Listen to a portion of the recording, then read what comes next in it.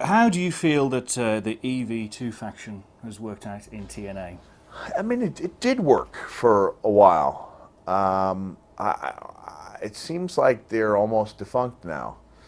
I think it worked out pretty good for a little while, and they got some good television segments out of it. They get a few good pay-per-view matches out of it.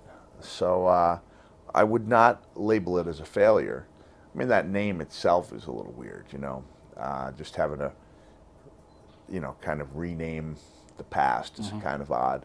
But I thought it was pretty good. It was very successful commercially as well. Yeah, as a short-term deal. As a short-term deal, it did pretty good. I mean, any opportunity gives a guy like Sabu another chance on the national stage, and gives Raven a chance to get involved in the mix is pretty good. It may be revealed eventually that I'm the guy who screwed up the long-term plans, but I, you know, had a very legitimate reason. Maybe that will be a bonus chapter. I might as well get to this book, Countdown to Lockdown. But I just recently screwed up those plans, and I don't think that story's out yet. So Okay, well, that'll be exclusive for you guys. Thank you. Yeah.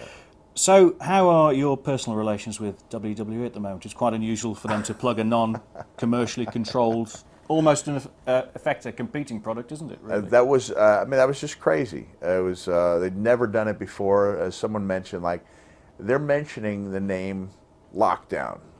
They'd never done it before, even for someone who was out of the mix but not working for the competition. And I mean, I do think it has something to do with me sticking up for Linda McMahon as a candidate, not endorsing her because you know, I don't regularly, you know, vote that way. Flirt with Republicans. Yeah, but I just thought that she was a, you know, I mean, she was a very credible candidate, and as a business person, you know, was like I said, very credible. And I didn't like the idea that politicians would be attacking, you know, my, you know, this is how I fed my family. And I think, by and large, and overall, wrestling is very positive. Of course, you know, when they trot out the Katie Vick storylines and a couple of the clunkers, and represent them as being, you know, everyday. Yeah, that's misleading, and it really caused me to dislike politics in general. But I believe that had something to do with their decision. But I also think Vince woke up one morning and just decided he liked me. So. Well, could these very public, cordial relations, could they lead to something like being inducted into WWE Hall of Fame? You know, that was the biggest thing for me. That in one day's time, I went from thinking, you know, if it was a big deal to my kids and they wanted me to do it, I guess I would, to being like, you know, yeah, if they called me, I would.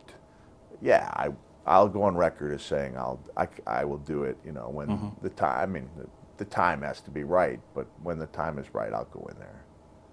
Good. Well, I hope Vince is listening. That's being pretty presumptive. Like, oh yeah, I'll be in there. They're going to call me for that. Get me a watch. Yeah, I want the watch. Yeah, I want to be in there.